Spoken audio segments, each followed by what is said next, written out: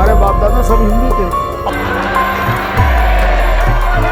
मुस्लिम एक साथ बने हिंदू, सभी ने छोड़ा इस्लाम, है लौटे कट्टरपंथी। दोस्तों, आपने घर वापसी शब्द तो सुना ही होगा और ये भी सुना होगा कि लौट के बुद्धू घर को आए। ये बातें उन लोगों पर सटीक बैठती है जो अपना मूल धर्म छोड़कर किसी और धर्म के हो गए थे और अब वह वापस अपने धर्म अपनाने में तेजी से अग्रसर हो रहे हैं। घर वापसी शब्द सुनकर ना जाने क्यों मुस्लिम समुदाय के लोग भड़क उठते हैं। क्या आप इसका कारण बता सकते हैं? चलिए मैं ही बता देता हूँ। तो दोस्तों, ऐसा इसलिए होता है क्योंकि आजकल मुस्लिम समुदाय के लोग भारी संख्या में हिंदू रिलीजन में कन्वर्ट हो रहे हैं और इसके पीछे वजह तो कई हैं। उनमें से कुछ मैं आपको बताता हूं। पहला तो ये कि प्राचीन काल से ही भारत में सनातन धर्म के लोग रहते थे। बाद में ही मुस्लिम शासकों के द्वारा लोगों का जबरन धर्म परिवर्तन करवाया गया, जिससे जजिया कर भी शामिल है और ये वो कर है जिसके चलते हिंदू मूल समुदाय के लोगों को जबरन बाध्य करके मुस्लिम बनाया जाता था। ये मोहम्मद बिन कासिम और अलाउद्दीन खिलजी जैसे तानाशाह शासकों द्वारा संचालित किया गया था। दोस्तों, उस समय लोग घर वापसी तो चाहते थे, पर अत्याचार और बंदिशों के कारण यह सपना साकार ना हो पाया। पर आज के दौर में हमारा देश संविधान सबको भूलकर आजादी से जीने का अधिकार देता है और यह घर वापसी का सपना आज साकार हो पाया है। ऐसे में यदि आप मुस्लिम से हिंदू में मास कन्वर्शन की खबरें सुनते हैं तो कोई आश्चर्य की बात नहीं है। हमारी सरकार भी ऐसी कई संस्थाएं संचालित कर रही हैं जिसे घर वापसी का नाम दिया गया है। सरकार हिंदू राष्ट्र बनाने में तेजी से अग्रसर हो रही है, जिसमें धर्म परिवर्तन रोकना, सनातन धर्म प्रचार करना और लोगों की वास्तविक व मूल पहचान दिलाने का कार्य वर्चस्व के साथ कर रही है।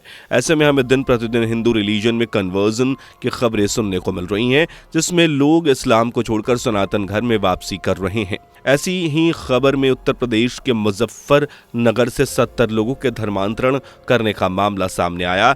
जिले के बघरा में स्थित योग साधना यशवीर आश्रम में महंत स्वामी यशवीर के सानिध्य में 10 मुस्लिम परिवारों के 70 लोगों ने शुद्धि यज्ञ में गायत्री मंत्रों के साथ आहुति देकर घर वापसी कर ली है और इन परिवारों के सभी 70 सदस्यों के नाम भी बदल दिए गए हैं। योग साधना यशवीर आश्रम के महंत स्वामी यशवीर जी महाराज के द्वारा आयोजित कार्यक्रम में आचार्य मृगेंद्र ब्रह्मचारी ने वेद मंत्रों के साथ विधि विधान से हवन पूजन कराकर 10 परिवारों के इन 70 सदस्यों की शुद्धि की।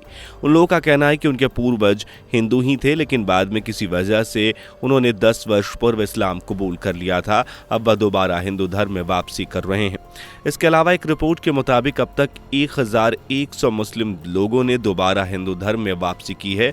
उत्तर प्रदेश में पूर्व की सरकारों के कार्यकाल में हिंदुओं का उत्पीड़न कर उन्हें डराकर मुस्लिम बनाया जाता था, लेकिन अब प्रदेश में दूसरी बार योगी आदित्यनाथ जी की सरकार बनने और माहौल ठीक होने पर पहले धर्म छोड़ गए लोग पुनः हिंदू धर्म में वापसी कर रहे हैं।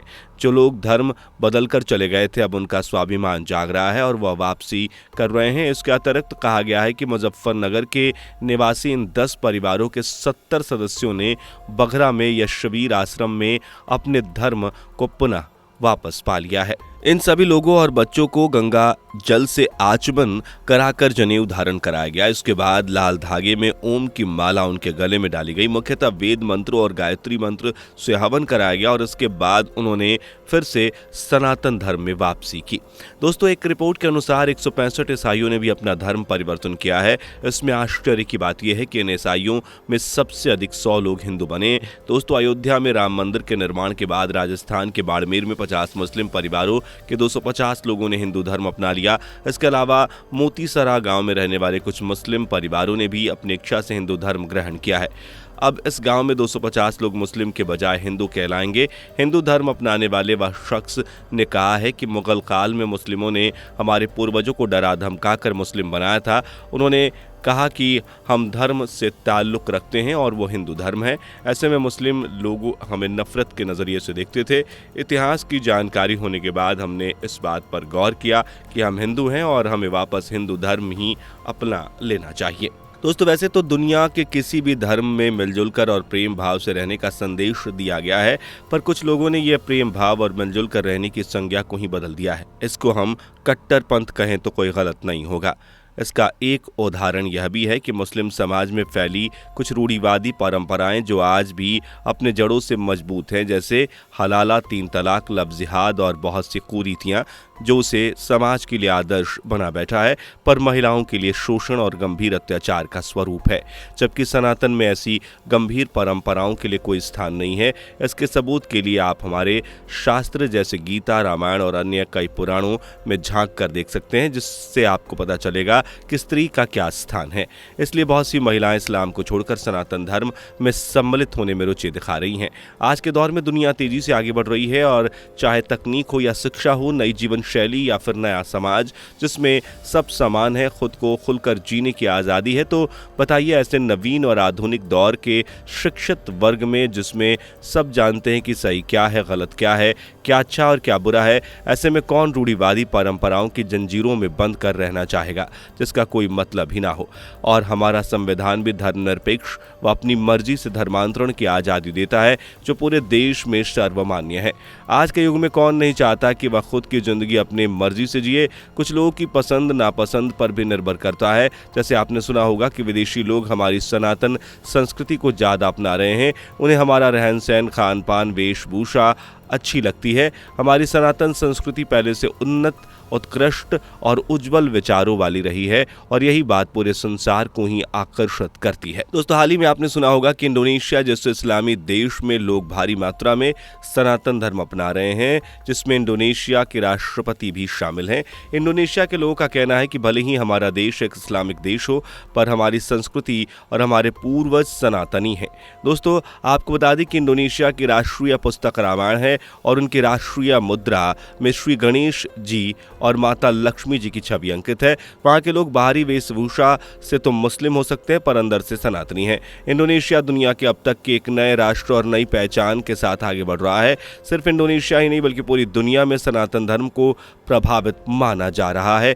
लोगों का बोलचाल का ढंग, उनकी लाइफस्टाइल और टाइप ऑफ फूड खास तौर से स्पिरिचुअलिटी, मेडिटेशन और ज्ञान, जिसे आज भी वैज्ञानिक वेद पुराण को स्टडी करके पकड़कर साइंस की गुत्थी सुलझाते हैं। आजकल इस्लामिक लोग ही नहीं बल्कि पूरी दुनिया के लोग भी सनातन धर्म में अपनी रुचि दिखा रहे हैं।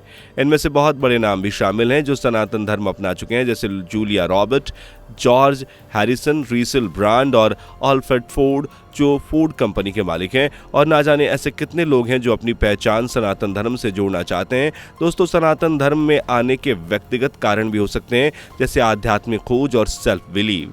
कुछ लोग इस सांसारिक मोह माया को छोड़कर एक पीसफुल लाइफ जीना चाहते हैं और इन सब को सनातन धर्म ने हमेशा ही अपनाया है और उन्हें सकारात्मक नज़रिए से अपना मान रहा है। तो दोस्तों, आज के समय में सनातन धर्म लगभग पूरी दुनिया में अपनी सकारात्मक सोच फैला रहा है और अपने प्रचार प्रसार को कर रहा है। ऐसे में हिंदुओं के लिए यह गर्व की बात है, और क्यों ना हो, क्योंकि वर्षों बाद एक बार फिर सनातन कल्चर पूरी दुनिया में अपनी पॉजिटिव पहचान बना रही है। तो दोस्तों, अगर आपको वीडियो पसंद आई हो तो इसे लाइक करें और हमारे चैनल को सब्सक्राइब भी करें और कमेंट में जय श्री राम लिखना बिल्कुल भी ना भूलें। मिलते हैं ऐसी एक और कमाल की वीडियो के साथ, तब तक के लिए नमस्कार। दोस्तों, आपको स्क्रीन पर 2 और वीडियोस दिखाई दे रही हैं, जिसे देखने के लिए स्क्रीन पर क्लिक करें।